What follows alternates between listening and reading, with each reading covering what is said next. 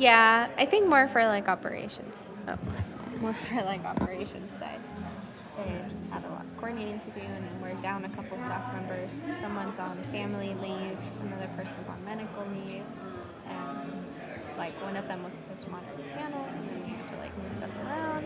The other person, she like really handles like volunteers and sign up, and so it was stressful on that side. Yeah. I was mostly stressed because I had to do the mayor debate on Thursday prior to the Western National City one. And that's the one that I was most nervous for because Scott was like, I want you to host it. And I was like, okay. So, but I think it went well. Yeah, I was listening to it. Yeah, there was like moments where I was like, oh, we should have cut them off. Or, yeah, that was a little awkward. But it's like once it happens, you judge yourself afterwards. The ones that I've always done, I feel like I've been too controlling, and then it's like super dead. Where I'm like, limit the time, and like, because I like anticipated people fighting, and then for some reason that like set the tone where then everyone was like, really quiet, and I'm like, shit, done. This is really boring. Boring kid. I feel like it's down from here. This is kind of fun. There, and there's stairs.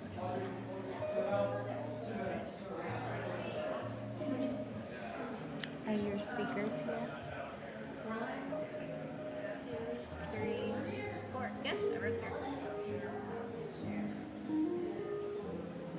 Damn, Nora. That was Nora Ford. Oh yeah, she's really nice to see you. And then we had to like go back and forth. I was like, don't bother. Maybe they were just like making a point that they should have.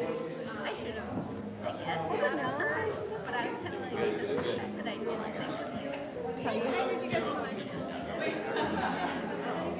Oh. I'm up in the mid, so I can hear you guys. Is there another? I only have 4. Okay. Okay. So then I'll just move to the side. Do you want to see it? Is it a picture of this? No, it's fine. Yeah, I can see it. Okay. Thank you. I'd like to see you in person.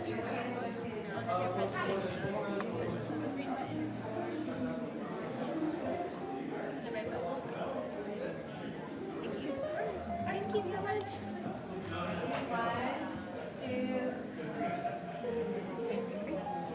Good thing I didn't say anything crazy.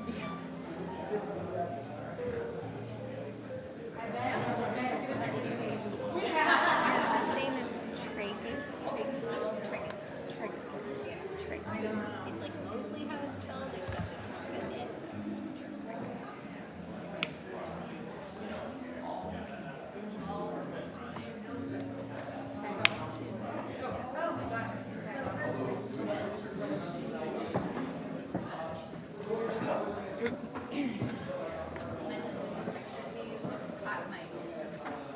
Oh. Oh.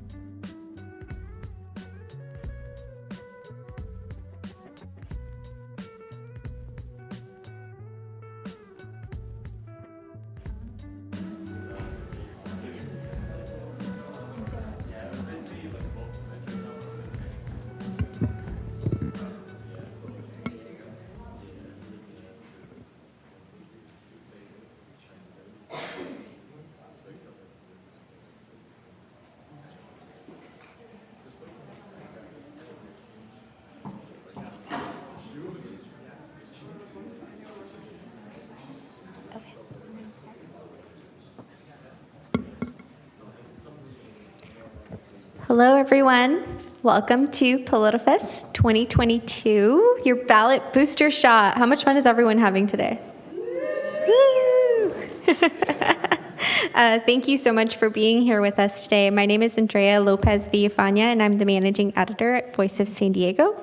Voice of San Diego is a nonprofit investigative news organization that we like to say we report on things that people don't want us to report on. And we also work very hard on educating the public on what our elected officials are saying. I'd like to take a couple moments to thank our sponsors. Now, bear with me, this is a long list, and we are very happy to have all of their support. First of all, special thanks to AARP for their support as lead sponsor, and to the College of Arts and Sciences at the University of San Diego for being our partner for the 5th year. So thanks to them, we're in this lovely room. A thanks to the USD Department of Political Science and International Relations, the Sequan Band of the Kumeyaay Nation, Cox Communications, Planned Parenthood of the Pacific Southwest, Hiskey Development, Tortoise, and the Burnham Center. Especially a special thanks for this panel to Tortoise, who is underwriting this panel.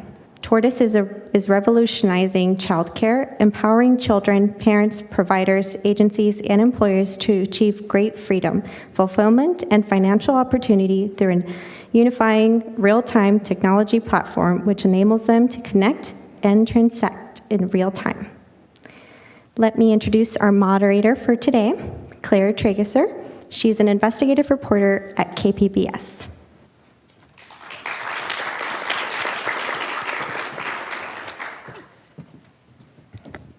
Hi, everyone. Welcome. My name's Claire Trageser. I'm a reporter at KPBS. Also relevant to this discussion, I have a 5-year-old who was 2.5 when COVID started, and we worked from home with him at home for 6 months or so until his preschool reopened. I wanted to start, before I introduce my panelists here, with a super quick history lesson, if you don't mind. So in 1971, there was an opportunity to pass the Federal Child Development Act, which would have created universal, federally funded early child care system in the U.S. And it passed the Senate and then the House and headed to President Richard Nixon for a signature. And because it was President Richard Nixon who recorded all the conversations that he had in his office, we know what happened next, which is that Governor Ronald Reagan paid him a visit and talked him out of signing this act. And I was going to play the tapes, but they're pretty muffled, so I'll just read it to you quickly. So Reagan says, "This is, my God, this is the state taking over the rearing of the child." And Nixon says, "I understand that a child care center has its purpose so that a mother can get the hell out and work so they can grow up with something. When it goes beyond that, then you're going on a dangerous proposition. I think it's a dangerous proposition that the state takes the place of the family to raise the kids." And with that, Nixon vetoed the bill, and 40 years later, there's still no universal system of government-funded childcare. So there's my history lesson for the day, and credit to a really cool podcast called No One Is Coming to Save Us, which is all about childcare, which I recommend everyone listen to. Okay, so I'm going to start with our panelists, and maybe you guys can just quickly introduce yourselves. We can start with Kim. Great, thank you. My name is Kim McDougal. I am the Senior Vice President of Social Services for the YMCA of San Diego County, and we are the Child Care Resource and Referral and one of the subsidy agencies for child care for the County of San Diego, as well as the largest child care providing agency in the County of San Diego. Hi everyone, I'm Laura Kohn. I'm the Senior Director of Care and Education at Mission Driven Finance, a social impact investment firm headquartered here in San Diego, operating nationally. We're launching a child care facilities real estate investment trust shortly, and I'm a proud member of the Children First Collective, which advocates for better local investments in child care in the region. Hello, good afternoon, everyone. My name is Miriam Algorri, and I'm a family childcare provider. So I am the one person who takes care of the children and helps the parent raise them and educate them. And I've been a licensed provider for 25 years out of Chula Vista. Good afternoon, everyone. My name is Raul Campillo. I'm the San Diego City Councilmember for District 7, all the way from Linda Vista, where we're here today, all the way to San Carlos and up to Tierra Santa. And childcare has been at the core of our policy discussions in my office and in the committee that I am the chair of the Economic Development and Intergovernmental Relations Committee. All right, so I think a lot of the panels here at Politifest are more like debates, and this one, I don't think that there's any disagreement that the childcare industry is fairly broken. Affordability, accessibility, protections for providers, just to name a few issues. But there's also been a seismic shift in how involved the government has become, where elected officials like the council member are paying attention to the issue in ways that they haven't for a long time. And actually the fact that we're having this panel here at Politifest, I feel like is a testament to that in part.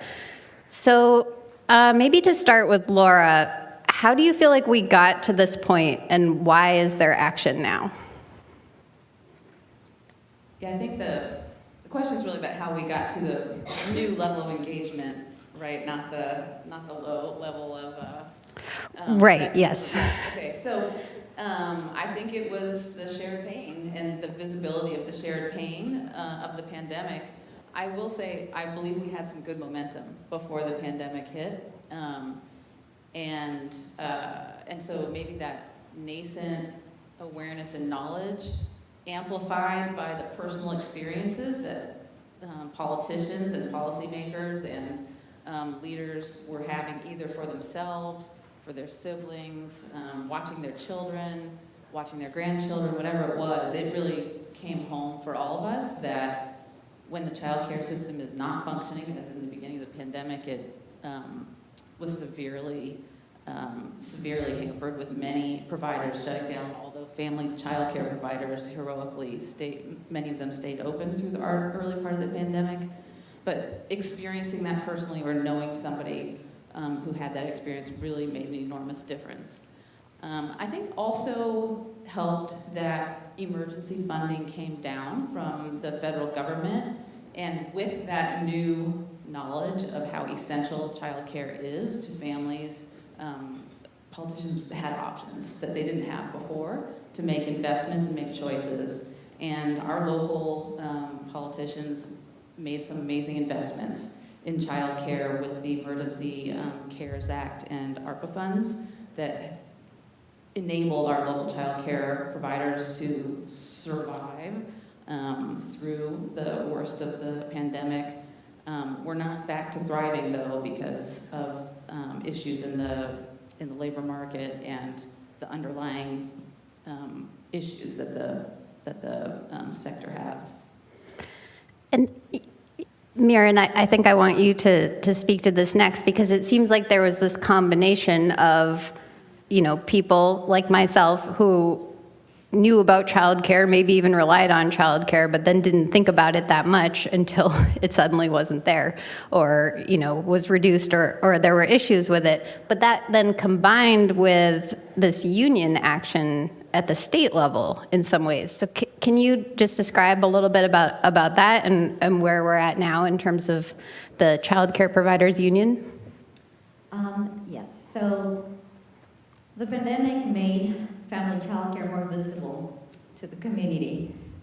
Suddenly society understood that in order for workers to get to work who are parents, they relied on their family child care providers, on their preschools, on their centers. And when they realized that many of those facilities were closing and seeing the parents struggling, so that's when the neighbor realized that, hey, Susie cannot go to work at the hospital if she doesn't have childcare.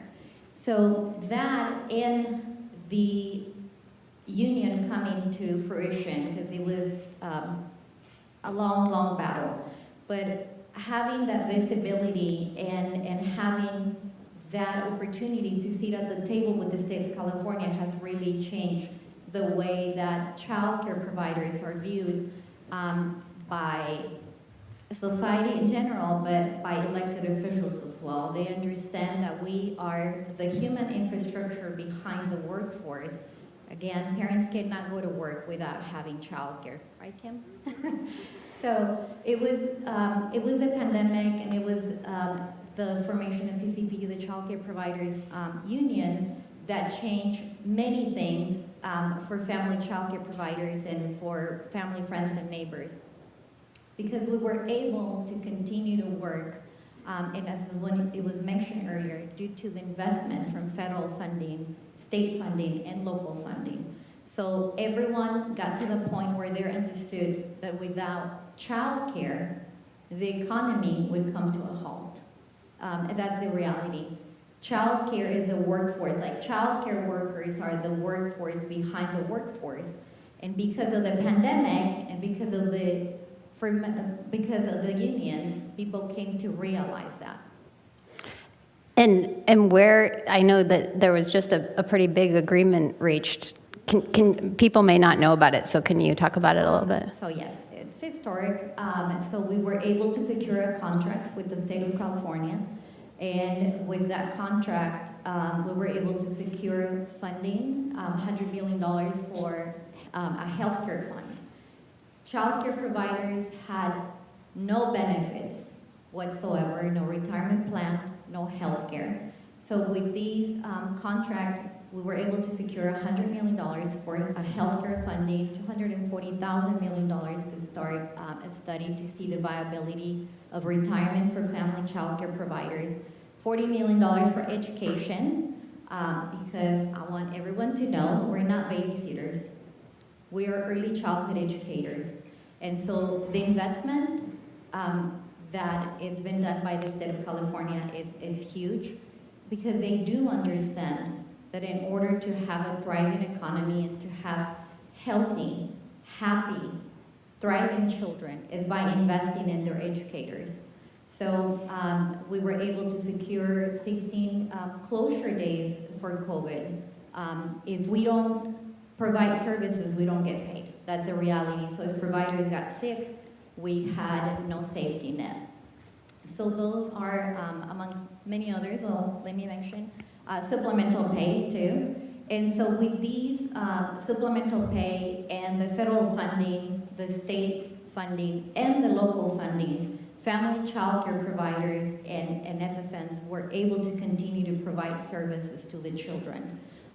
So you can get an idea, more than 5,000 childcare programs have closed since the pandemic started. Parents are struggling to find accessible, affordable, quality childcare. And no parent should be in that position, and providers should not be in a position where they need to subsidize the subsidy programs. And so, Councilmember Campillo, we were just talking as we walked in about, usually it seems like the council members who pay attention to childcare have young children themselves, and that's not the case for you, at least so far. So tell us about how childcare got your attention. Childcare, I think the first thing that enters my mind is when I was a fifth grade teacher, and I was essentially the commissioner for an after-school basketball league for the fifth graders, and every single fifth grader was signed up by their parents for Tuesday and Thursday and a Friday game. And I thought, wow, that's pretty unique. We were in North Las Vegas. That seems every single one. Well, now understanding that their parents were saying, we don't have childcare for them after school ends at 2:50, 3 o'clock. Fast forward to my campaign, I had a local labor leader, Michelle Krug, who we'd be driving places, and she would mention how many former candidates she had struggled to find childcare, how many people she knew throughout the county that were always looking for childcare close to work, and that planted another seed in my mind. Then I met this person named Laura Kohn, who was talking about an Office of Child and Youth Success, and I learned even more about that. So the children-based issues came from so many conversations with people who knew so much more than I knew about the topic. But the turning point was in January after I was elected, and I'm having a conversation with Children's Collective, with San Diego for Every Child, and they're talking about the need for childcare, and I asked the question because I didn't know the answer: how much does childcare cost? And Blake Hofstad, who is the vice chair of the Linda Vista Planning Group and Town Council, I should say, says, oh, it's about $1,500, $1,600 a month for full time. And I didn't realize he was actually undercounting that. It's actually more expensive than that when I look it up. And I thought to myself, I know we have a housing crisis, and when we were running for office, we talked about housing, homelessness, and all the economics that go behind this, and I thought to myself, wait a second, there's a second rent payment that no one seems to be talking about. So at that point, I sort of, I guess, adopted the issue as something that I was going to take on in every conversation I have, whether we're talking about housing developments, where are they going to have the on-site childcare? When we're talking about parks, hey, let's talk about Measure H. We'll get to that later, I think, hopefully. When we talk about in-home caregivers, we've done those tours with UDW and a home in San Carlos to understand how unions are helping people find a solution to this. And so we've been talking in every single conversation with the military, with our local universities, the Burnham Center. Every single conversation, it comes up because it's such a big problem. And yet, somehow it doesn't race to the top of a city council race. I think it's going to from now on. So Kim, people are paying attention, and so we're good now? Like, problem solved? No, unfortunately, we're still in a tight place. So this year we had an incredible opportunity to pass legislation called Build Back Better, which would have completely transformed our childcare space. It would have meant that families only had to pay 7% of their income for their childcare, and providers would receive a living wage for doing this incredible brain-building work that they do every single day. And it made it so far, we had one Democratic senator that would not agree to it, and it died. And it was truly heartbreaking, and we were shocked because there's just been so much momentum and conversation, and it's not just an issue that Democrats are talking about now, Republicans are talking about it, and businesses are talking about it, and it's foundational to our economy, which is so clearly came to light during COVID, so we were devastated. There was a second chance during budget reconciliation where it got pretty far in the process. Childcare was kind of stripped off of climate change, and then it made it back, and it fizzled out at the end. And it's a really large investment, and it's not as glamorous, right, as some other things, I think, unless you're experiencing it, and then it's just the most beautiful thing in the world, totally glamorous. So it's been rough, so we need to start thinking of alternate solutions. The feds are not going to swoop in and save us on this one right now. That size investment is what is needed. A large federal public investment is what is needed to solve the crisis. But until we can get that done, we need to start thinking more locally, and luckily we have these incredible advocates that are helping us to do that. Well, yeah, so let's jump into that, focusing really on what we can accomplish at the local level. So Laura, maybe you can kick us off with that and talk especially about some of the efforts you've been working on.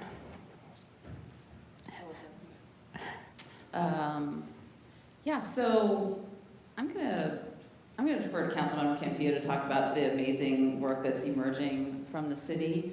But I'll take a second to tell you about the thing that I'm working on, which is at the intersection of private capital, nonprofit work, and public sector. It's really exciting. So I mentioned before, we're starting a real estate investment trust for childcare.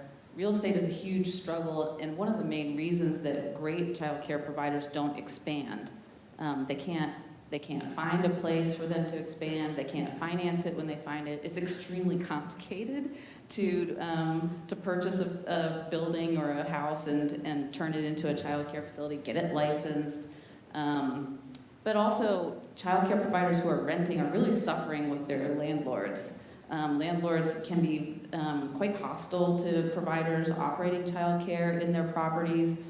Even though California has a great law that offers protections to childcare providers operating in residential properties, landlords find a way to be obnoxious to childcare provider tenants when they don't like them operating there. So it's a source of stress and instability. And a limitation on the growth of the sector. So we're starting this new investment vehicle for impact-minded investors to buy real estate for childcare. We'll operate as a childcare-friendly, stable landlord who wants them to succeed as a childcare provider in our property. And we want the providers themselves to build wealth, so if there's appreciation on the property while we're renting to them, we'll share half of that appreciation with the providers to help them buy the property from us if they want to and when they're ready. And we're aiming to launch this in the next few months here in San Diego County as one of our starting places, in the city of Detroit, with the state of Nevada, mostly in Las Vegas, and with a national Montessori entity called Wildflower Schools. So this is super cool. Pulling new private capital into the sector is a good, it's not going to solve, it will not solve all of the struggles of the sector, but hopefully it'll help address one feature of it and open up new sources of money. And a cool thing that's come alongside it is that the public sector, both the federal government so far and the state of Nevada, have recognized that they want to play a role. And so we're in receipt of a $1 million federal earmark that Congresswoman Jacobs secured that will pay for the renovations on the homes we buy for the child care businesses, that will make our costs lower and allow us to charge lower rents to the providers who rent from us, and also give them a higher share of appreciation if they buy the property from us. And the state of Nevada is using ARPA funds to do something similar. It's in the form of prepaid mortgage assistance.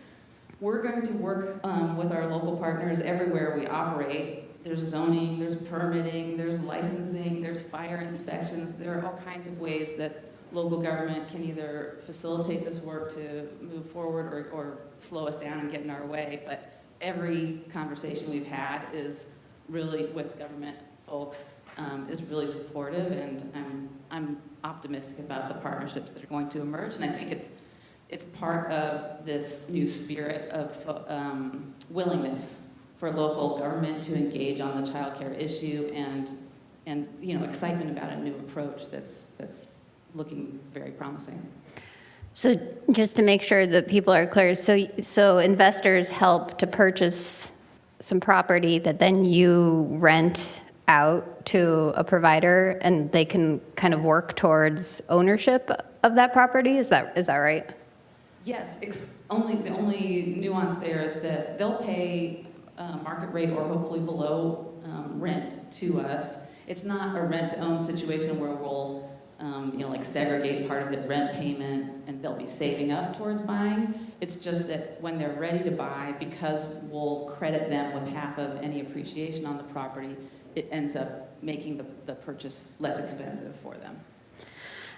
And then maybe we can move on to the council member to talk about Measure H and some of the other things that you are working on at the city of San Diego. Absolutely. So Measure H, it's pretty simple. You can only use dedicated parkland for 3 things in the city. It's passive grass land, like a park. You can have a recreation center, or you can have a cemetery. So we are adding into the charter, parks can be used for childcare as well. It's pretty straightforward, and then it gives the mayor through the city departments the ability to make that relationship, a contractual relationship with a child care provider to provide child care in those sites. The part of where that stemmed from was that my office asked our Department of Real Estate and Airport Management to do an assessment of all the city-owned land that would qualify with either no modification or a little modification to be a place for childcare. They came back with roughly 70 spots, and over 40 of them were parks and recreation centers. But we couldn't do that because the charter wouldn't allow it. So we are trying to get that into the charter. The voters have to pass that themselves before we can do that. And that will give us at least 40 more spots where we could even think of having childcare at. Some of the other things that we're really working on, we created in the fiscal year 22 budget, the Office of Child and Youth Success, and in essence, that is designed to coordinate all sorts of child-focused programming into one office, so that they can have, so that one person can see the whole city landscape and say, where can children be involved, either through internships or programs, at parks, at libraries, things like that. And I asked the director if we could set a goal for establishing, by the end of 2023, 250 childcare slots that come directly from the city's efforts, either through land, either through programming, either through incentives, licensing, whatever it is. And that seems like a realistic goal to be able to do in a year and a half when I asked that question. Last but not least, childcare is regulated by the state, and a lot of those laws have preemption language, which means we can't really go beyond the requirements or make things either easier or harder, depending on which way they would need to go. So it comes back to permitting. We have to make sure that we are permitting for tenant improvements far quicker than you can get right now in any sort of building. From my staff, Sophie Barnhorst and I have gone through numerous childcare locations, and the big thing says we love providing childcare. It just takes a lot of time for us to pay a year and a half of rent before our permits are ready because we've bought the land or we've got a lease going. So we have to do better on that. That's something that I'm having a lot of discussions about as well. And it's definitely difficult to move that boat, whether it's housing, office space, everything. Getting a right of entryway permit is difficult, and all it is yeah, you're allowed to walk over there. So that should tell you something. And I think that's all that comes to my mind right now, other than as I said, I think every single housing development that's come before me, where they come talk to us, give us a briefing beforehand, I've said, this looks great, where's the childcare? And how are you going to make it easy for there to be in-home childcare in your units? And a lot of developers, I say, oh yeah, we totally agree. We're going to give out vouchers to people and stuff.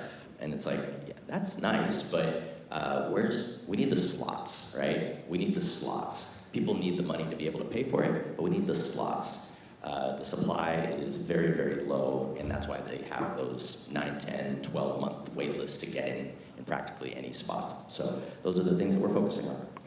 Kim, you want to jump in? Yeah, just a little bit more on what we can do locally that is not necessarily legislated. But I think great opportunities for us to think about is how we engage local employers in providing childcare as a benefit. So that's something that many partners are working on in our community, and we know that employers are the ones that are benefiting most from a strong and reliable workforce, right? So how can we engage employers in that conversation and really get them to put some investments towards the childcare for their employees or locations or that type of thing, capital investments. The other thing is really thinking about our family childcare homes as the really important small businesses that they are. There are over 3,400 of these small businesses in our community, and oftentimes don't have a lot of business support. They're often, women that have gone into this field because they have incredible hearts and know the work that they do is so powerful and important. Yet there aren't a lot of supports around how to run a really savvy, but how to build a budget and run a really strong business and fill your slots and come together with other providers to really build, groups of practice and that kind of thing that can really help the businesses thrive. And so I think that's another local thing that we can do, is to start thinking more on the business side instead of the kind of child development and family side. But how do we really help providers thrive and stay in the space so we're not losing more spots locally? And Mirren, what else would you like from local government? Well, what Kim mentioned is very important. Yes, we need support when it comes to the administrative, the business aspect of the family child care. But one of the things that family child care providers we struggle with is it sounds like parents pay a lot for child care, but in fact, family child care providers are underpaid. Most family child care providers are actually subsidizing the subsidy child care system. And we have cities like San Francisco who have invested in their family child care providers by giving a supplemental pay. So that would be a way to ease the financial burden of family child care providers, and something that we were talking about earlier. There is no incentives to join the early care and education workforce. People do not want to make a minimum wage caring for children. They can be making $17 an hour as a barista. So we're talking earlier about apprenticeship programs through the city, where those people, those individuals who are seeking for employment can go and learn how to be childcare providers in a childcare home, and they'll be getting paid through these apprenticeship programs, and providers would have assistance, because it's a struggle. I spent the last 8 months of my life trying to find assistance. So apprenticeship programs that would be supported through the city, as Kim mentioned, support for the business aspect of a family childcare business would be great, and mainly more visibility for family childcare providers, not across the city only, but across the county. It's great to create more spots for those parents who are struggling to find childcare, but it's important to support the workforce that is already available, because we have the childcare deserts, but then we have family childcare providers who do not have still the visibility in the community, and they're available, and they're willing, and they'll be happy to take those children. Yeah, it's wild to me still that, you know, if I have a friend who has a baby and they're going back to work and looking for childcare, and they're like, oh, there's no childcare around my neighborhood, because I think they just Google like childcare near me, and family childcare centers don't always or often show up on those because they're, you know, privacy concerns. But if you go to the lovely YMCA website, you can search, and I'll like direct people to that. But it's still, you know, that should just be known. Like, why, you know, I shouldn't be telling someone that. That should be something that people know as soon as they start thinking about having children. Miran had mentioned this a little bit, and Laura, I wanted to go to you to get more details on other cities that have done local taxes to pay for childcare subsidies. So how would that work, and could that work in San Diego? It absolutely could. So cities across America, actually in blue states and red, have decided to not wait for Superman in the form of the federal government or the state, and to start investing in their local kids and families immediately through local tax measures.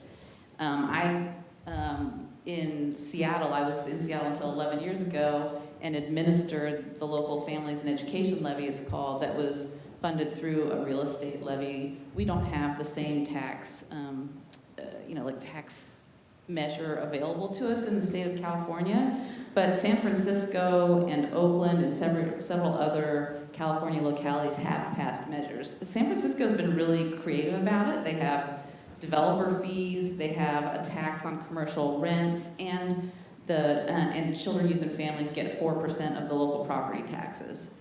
And as a result, there are way more investments in the local childcare sector, including wage enhancements, more subsidies for parents, quality improvements, and facilities development.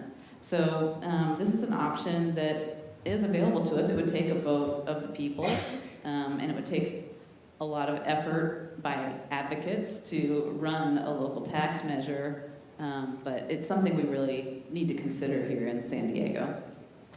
And you think that you know, there would be the movement behind it, or it could potentially work here? You know, I think it would pass if we could get it to ballot. It needs to get to ballot either through really expensive signature gathering campaign or through referral from the county supervisors or from cities. But when you poll on local tax measures, people are willing to tax themselves for children, youth, and family measures. So there is an example recently of government involvement, which is at the state level with universal TK. So Kim, I wanted to go to you about how that's gone. Let's just leave it there. How has that gone? Yeah, well, depends on who you ask. So in 2021, the state passed a $2.7 billion bill that funds universal transitional kindergarten, which means children that are in their kind of late 4s can get an extra year of publicly funded education. So in theory, that sounds amazing. Of course, we want that extra benefit for families and for children. But in practice and how it's been rolled out, it's really been challenging for both our childcare space as well as for families. So in our education world, we kind of have two systems. One system is our publicly funded education system, which is traditionally K through 12 and then some after school programs. And then we have our 0 to 5 system, which is what we call a mixed delivery system, where there are family childcare homes, there are for-profit centers, not-for-profit centers, family friend and neighbor care providers, this wide variety of providers, and that funding comes from a parent or comes from some public funding, but there's no dedicated funding stream for childcare 0 to 5, so it's very patchwork.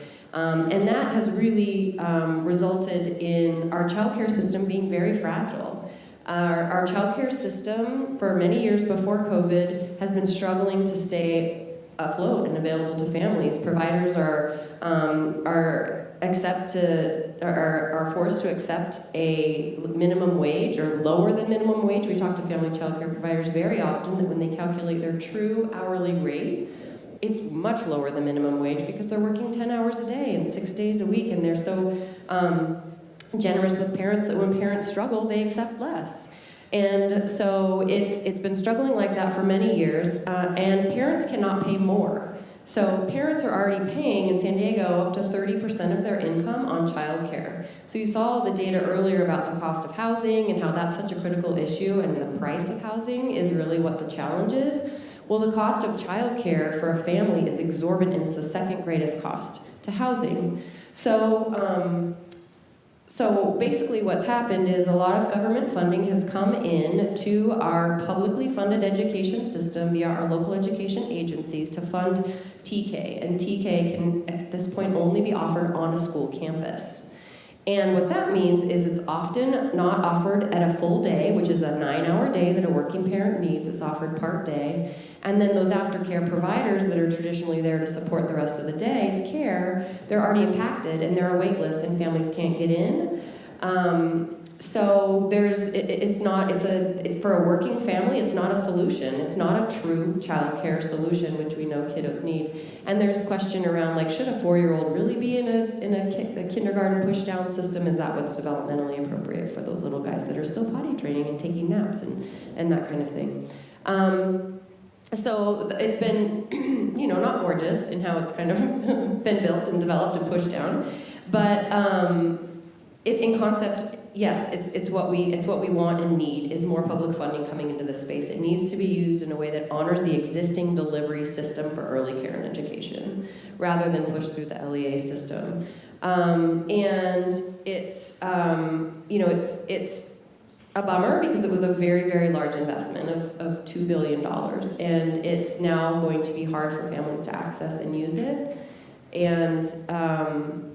And we have a long way to go in really having our legislators understand the complexity of the child care system and the critical role that it plays in being that first educator. And 90% of your brain is developed before the age of 5. So if we're putting all this public investment into K-12 and all the brain development is happening in 0 to 5, it makes zero logical sense. So that's how it's going. Can I add to that? Sure. I mean, in my opinion, I think universal TK is breaking the child care sector. It was already fragile, and now the child care providers are losing their 4-year-olds. So that's 20% of the kids that were attending the child cares. Really more because child care, our sector, because infants and toddlers are so expensive to serve, our child care sector as it is was more reliant on the preschoolers. So that they're going to be pulled up into the school district systems, and I think it's really going to be terrible. I think we're going to lose a lot of providers more. I think the loss of providers business viability is going to accelerate over the next year or two. And if you talk to, and I know and we all do, talk to providers, they're losing kiddos right and left, and they're scared. They're scared for the viability of their business. So, what I said to a legislator earlier this week was, the legislature needs to go back in session and acknowledge that you broke the child care system with this cool-sounding universal TK plan of yours, and you need to come in and fix it now, because otherwise working parents are screwed. And we know that it takes up to 5 preschool classrooms, and the little bit of money you can make off of 5 preschool classrooms to support the massive loss you get for running 1 infant toddler classroom. So if all those kiddos that are generating the revenue for these small businesses, right, are shifting into TK, there will be no infant toddler care. It's already a super dire situation for infant toddler care, and and the only way people were able to make it work was with the preschool funding. So it is very dire, and it is a crisis, and we do need to fix it. Yeah, and just to make that clear, in case it wasn't like, because of licensing requirements and the number of kids per teacher, you can have a lot of providers make money on the older kids because you can have more 4-year-olds per teacher and lose money on the infants because you have fewer infants per teacher. So then if you take out all of the money-making 4-year-olds, that sounds weird, but you know what I mean, then you can, you'll all of a sudden, either your business is broken or you're having to charge way more for infant care. Councilmember, this is at the state level, so we're not blaming this on you at all, but what can government do to prevent things like this, where there is this massive investment, but then if you talk to people in the sector, they're saying it didn't really go the way that we needed it to go? I think only being on the city council for 2 years, I've realized that the people who've been around a lot longer just listen to what they tell you to do and follow through on it, and that's I think been beneficial for me. But it's hard for any legislator to admit that a policy that they championed and that they put a lot of money behind is actually making things worse. So they're probably going to double down before they reel back, right? They're going to say, "Oh, it just needs more money," and it's like, well, no, it's actually handicapped lots of small businesses, and I think that that is a sad reality that you just pointed out. From my perspective, I would say what I'm hearing a lot of from the local perspective is revenue, and we have lots of debate about how to raise more revenue, which propositions are going to pass, which measures are going to pass to help us bring in more revenue and for what causes, and anything that's a dedicated tax, if the council puts it on there, it needs 2/3 vote to pass, and that very rarely happens. So it always requires that expensive signature gathering to then lower the barrier down to 50%.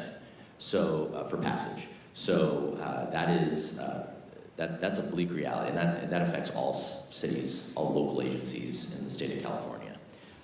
What I would say is that what's also hard to do is pass a general revenue measure, because there's no promise behind where that goes, and we don't know which bucket you're going to have to spend in, which problem you're going to face any particular year, if it goes for staffing for firefighters, but we thought we were voting to create child care funding. So voters have so much power, and they don't realize it in being able to make these decisions.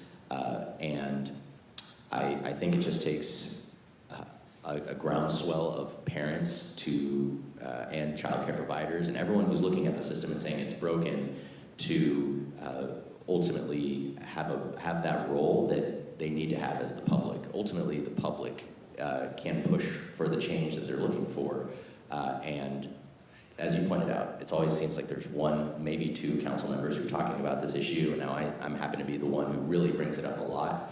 I think we're going to see a change in that in the next several elections, and that's because after the pandemic, because of schools, because of small businesses and parents working triple time, just like everyone's been working triple time because of the pandemic, I think we're going to start to see that change.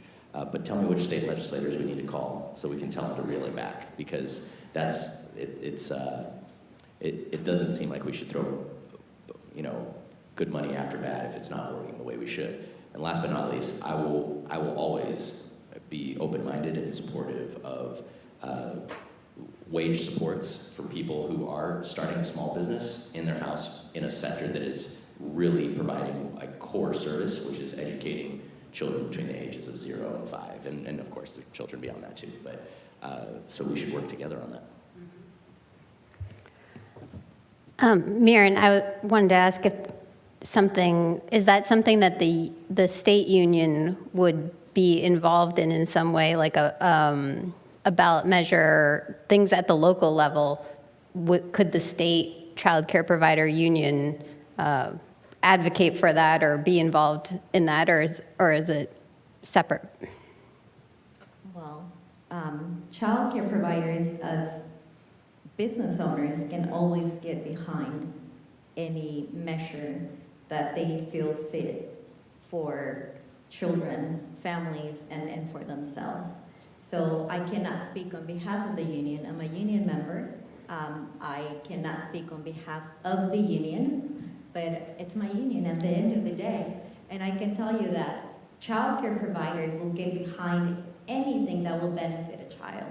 Child care providers will get behind anything that will benefit families. And of course, we're gonna get behind something that is gonna benefit us. So if there are any measures out there that are going to improve the child care system, you bet providers will be there to promote it and to get those signatures and to get it passed. I want to leave time for questions, but I did just quickly before we move on to that, and people I guess can text questions if you're listening, and I guess it will tell you how to do that. And I already have one question already, so text your questions if you want. But we didn't really cover the county, and we were working to try and have Supervisor Nora Vargas here as well. I don't know if Kim, maybe if there's, if there are things you can talk about what's going on at the county level as well. Yeah, absolutely. So we have seen some really great momentum at the county level around childcare since, I guess, probably pandemic began. The county really did an incredible job of listening to childcare advocates throughout the pandemic and allocated a lot of COVID and ARPA relief dollars to support our childcare providers, as Medan spoke about. And currently, they are working to allocate another $14 million to support childcare providers around workforce development, something we know is so critical and could potentially include an apprenticeship program like Medan talked about. Also, looking to support a shared service approach, which would also help support small businesses. So it's $2 million for that, $10 million for workforce, and then $2 million to support families that are reuniting after foster care and getting them a child care voucher. So we have political will, and we have action happening at the county level. We also have some really interesting kind of reorganization happening at the county, where the county has developed an office of, I don't remember what it's called, Courtney, Child and Family Success or something, where they're really trying to think about how we can, how the county is orienting services around families and leveraging all the different funding streams that come in to ensure that we're really serving families in a way they need to be served. I think there's huge opportunity with who we have on the Board of Supervisors currently, and I think we would love to see our county put forth a ballot measure. And really, I think if we can get some general fund dollars at the county level dedicated to childcare, it makes a really huge statement that childcare is a priority at the county level. Just to show how far we've come, Kim, do you mind sharing when the pandemic started, the status of childcare in the emergency plan of the county? Sure. So we have a childcare disaster council, which kind of reunited during COVID, and we thought, oh God, we don't have a childcare plan. Like, the county hasn't really been thinking about this, and we need to get this figured out. And so somebody brought out a template, and they said, oh, look, all we have to do is hit find and replace, and we'll put children as the new word in the replacement. And it was for the Animal Services Response Plan for Disasters. So animals are getting more attention in a disaster and at the county planning level than children are, unfortunately. But that was where we started, right? And we started with that, and now we have robust acknowledgement of the role that childcare plays. We also started with never having seen our county put money towards childcare. And when COVID happened, Courtney led us on this amazing charge to get $5 million from the county, and we thought, we're ridiculous for asking this. This is ridiculous. And so we went in for the ask, and then when the moment they were gonna make the vote, they said, only if the city goes in for $5 million. And we were like, what just happened? And then the city said yes, and we all of a sudden had $10 million for childcare. We were losing our minds. We couldn't talk. We were screaming, so excited. So that's how it started, and now we're up to $51 million locally invested in childcare, and so it's been a huge, huge increase in commitment locally to childcare, and we just have more room to keep building that. So, I would like to add, Yeah, sure.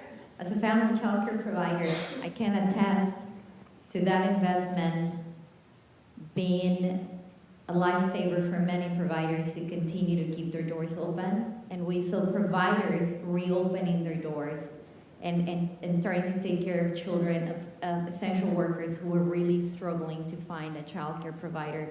So we know that investment has kept our local economy going. So kudos to the city and kudos to the county. All right, so we have some questions, and I realized that it says, if you want, you can text VOSD to 619-374-5382. And people in the audience, if you have questions, you can raise your hands and we can run a microphone out to you. But the first question is, what is the role of unionized domestic workers and sectoral bargaining in addressing childcare workers' income and benefits? Oh, that's a great question.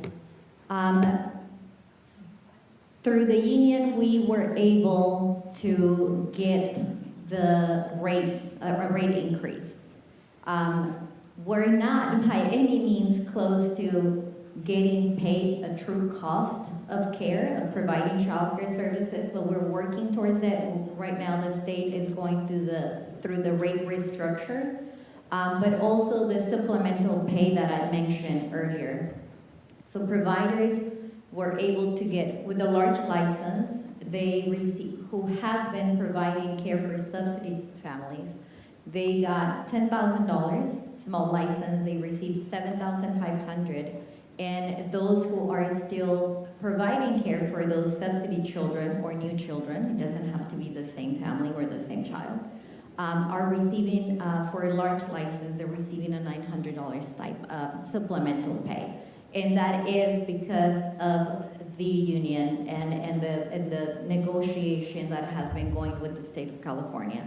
So the work of the union has been really the reason I'm sitting here today, still as a family child care provider. We know that a lot of providers could not stay in business had not been by the supplemental pay, and as I said earlier, by the federal and the state that I just mentioned, but the local investment as well. So that is the power of the union. You get to sit at the table and you get to talk to, in this case, the state about your working conditions and about the underpayment that has been going on and how we have been subsidizing the subsidy system. Okay, this is a question, I guess for anyone, but for children in the foster care system who are already being shuffled in a struggling system, is there any benefit to them in discussions like this? Yeah, absolutely. So we're really fortunate in that a few years ago, the state government funded something called the Foster Care Bridge Program, which means that when a child is removed from their family and they go into a resource home, they can access a child care voucher so that they can have kind of a stable place of care while they're with that resource family. The county just passed another $2 million that when families reunify, so they're back with their biological parents, they can keep that child care voucher and maintain that stabilization and that relationship with the provider and that critically important stability in a time of big trauma and change within the family. Are there any audience questions? Oh, a lot. Okay. Andre, can you? I think she said it was already on.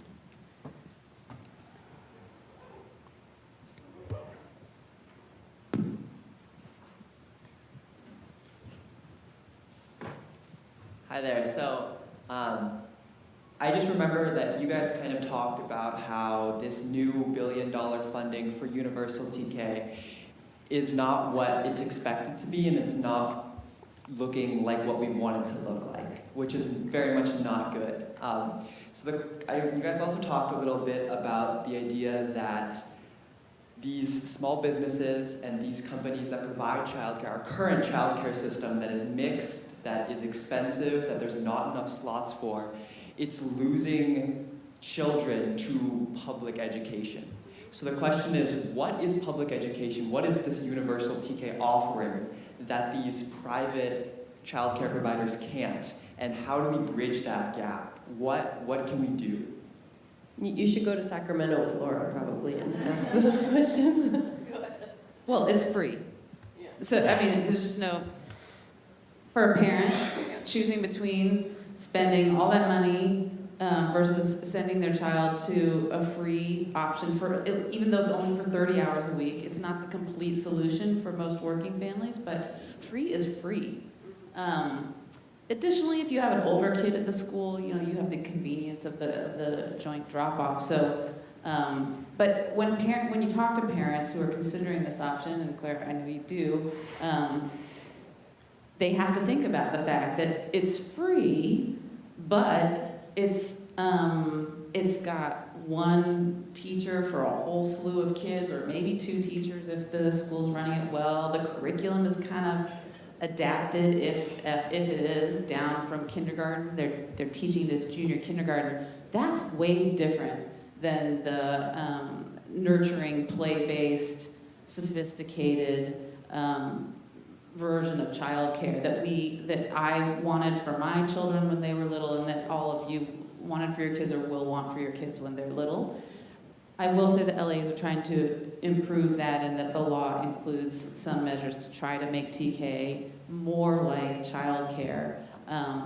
But the states that have done universal preschool well have done it both in school districts and out in the community in the existing childcare system, because they noticed the need for both parent choice and for preserving the childcare sector when they implemented it. The places that failed to do that have ended up decimating their systems. Look at New York City and Washington, D.C. as examples. They've had to scramble after doing their universal preschool program to buttress up the childcare sector because of the damage they did.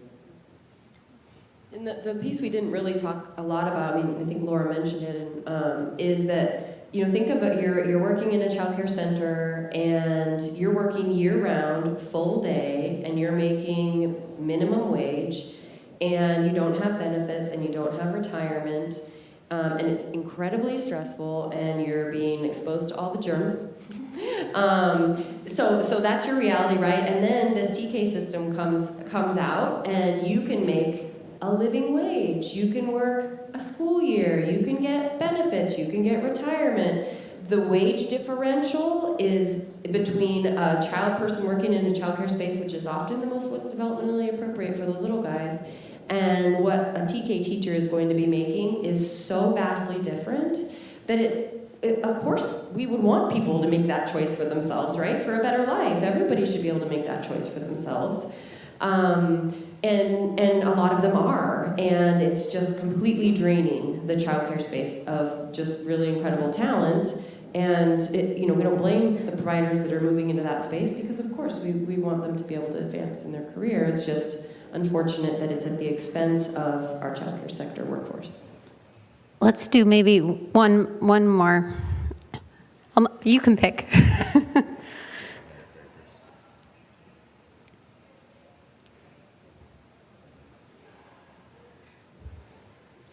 Hello. That's very loud. Okay, so I heard you guys use words that are very business focused, small business, permitting, etc. The city, while doesn't have funding specifically for childcare, has funding and infrastructure for economic development department, and so forth. So has like childcare become at all part of economic development strategies, the same way you might entice an Amazon? The city has people who are focused on the beer industry, and you have people, you know, being there dedicated to get them permits because you want the biotech to come in. Where is that for childcare? The answer is yes, that we had our last city economic development strategy drafted in 2016. We just basically finished the RFP process for a new consultant to draft a new one. We've been advocating for the money for that for a year. It was done, and it's well on its way. And the conversations I've had with our economic development department is, and where's childcare slotting into this because it's so big? And everyone in the department says, you're absolutely right, because we all have kids. Like, yeah, we gotta figure this out. So that's the quick answer, but it was funny because I saw my staff laughing because we were all in those conversations together. So you're absolutely right, it is economic development because of the workforce issue, because of the economic impact, and our city is really thinking hard about it. And the mayor's office deserves a lot of credit for making that a priority too. Full disclosure, I formerly economic. Christina Bibler is on board, yeah. If she's not, I will go to the top. All right, well, that is all the time that we had. We went a little bit over. So thank you to these amazing panelists and all of the work that they're doing in this sector and for lending your expertise. And thank you, everyone, for being here. Thank you. I just want to make a quick announcement. We have a coffee break now, and then we go on to our last panel with Mayor Todd Gloria and Nathan Fletcher, where they will discuss homelessness. And I also want to make a quick correction on the sponsor of today's panel. It's Tutris, not Tortoise. I was reading off my very small screen, so I apologize. Thank you.